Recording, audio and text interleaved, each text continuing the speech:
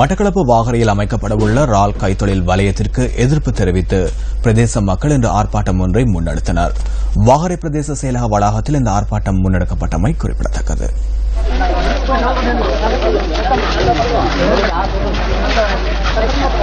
வாகரையில் இறால் கைத்தொழில் வலயம் அமைக்கும் இலங்கை தேசிய நீர்வாழ் உயிரின வளர்ப்பு அபிவிருத்தி அதிகார சபையின் திட்டத்திற்கு பிரதேச மக்கள் எதிர்ப்பு தெரிவித்தனர். இறால் கைத்தொழில் வலயத்திற்கு எதிர்ப்பு தெரிவிக்கும் வகையிலான பதாகைகளை ஏந்தியவாறு பிரதேசவாசிகள் ஆர்ப்பாட்டத்தில் ஈடுபட்டனர்.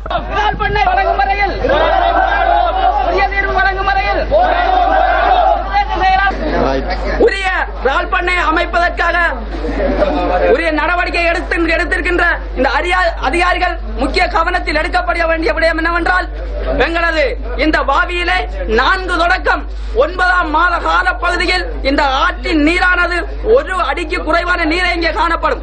இந்த ஆற்றிலே இறால் பண்ணை அமைப்பதற்காக அந்த ஆற்றிலே இருந்து களப்பிலே இருந்து நீரை இறால் பண்ணைக்கு எடுக்க இருக்கின்றார்கள். அப்படியான சந்தர்ப்பத்தில் இந்த ஆற்றிலே ஒரு சொட்டு நீரும் இல்லாமல் போகின்ற நிலை ஏற்படும். எங்களுக்கு தொழில்களுக்கு போற கலப்பழு போற இதால பிரச்சனையா இருக்கு. அவங்க சுட்ட வர வேலையை அடைச்சாங்கன்னு சொன்னா எங்களுக்கு பாவிக்குள்ள போய் மீன் பிடிக்கிறதா இறால் பிடிக்கிறதுக்குரிய அனுமதி அவங்க தரமாட்டாங்க.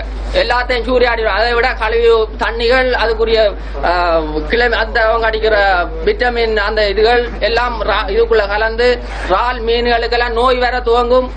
மற்றது இறால்களுக்கெல்லாம் சரியான ஒரு நோய் வந்து எங்கட மக்கள் இதுடைய தொழிற்செய்யாத அளவுக்கு இந்த இறால் பண்ணை அமைந்தவுடன் ஆர்ப்பாட்டம் இடம்பெற்ற இடத்திற்கு இலங்கை தேசிய நீர்வாழ் உயிரின வளர்ப்பு அபிவிருத்தி அதிகார சபையின் பணிப்பாளர், உதவி அரசாங்க அதிபர், பாராளுமன்ற உறுப்பினர் சீனித்தம்பி யோகேஸ்வரன் மற்றும் பிரதேச செயலாளர் ஆகியோர் சென்றனர். ஆர்ப்பாட்டத்தில் ஈடுபட்டவர்களுடன் அங்கு சென்ற அதிகாரிகள் மற்றும் பாராளுமன்ற உறுப்பினர்கள் கலந்துரையாடினர். பிரதேச செயலகத்தில் இடம்பெற்ற இந்த கலந்துரையாடல் சுமார் 1 மணித்தியாலம் வரை நீடித்ததாக எமது பிராந்திய செய்தியாளர் குறிப்பிட்டார். இறால் கைத்தொழில் வலயத்தின் நன்மைகள் தொடர்பில் பிரதேச மக்களுக்கு தெளிவுபடுத்தப்பட்டதாகவும் எமது செய்தியாளர் மேலும் தெரிவித்தார்.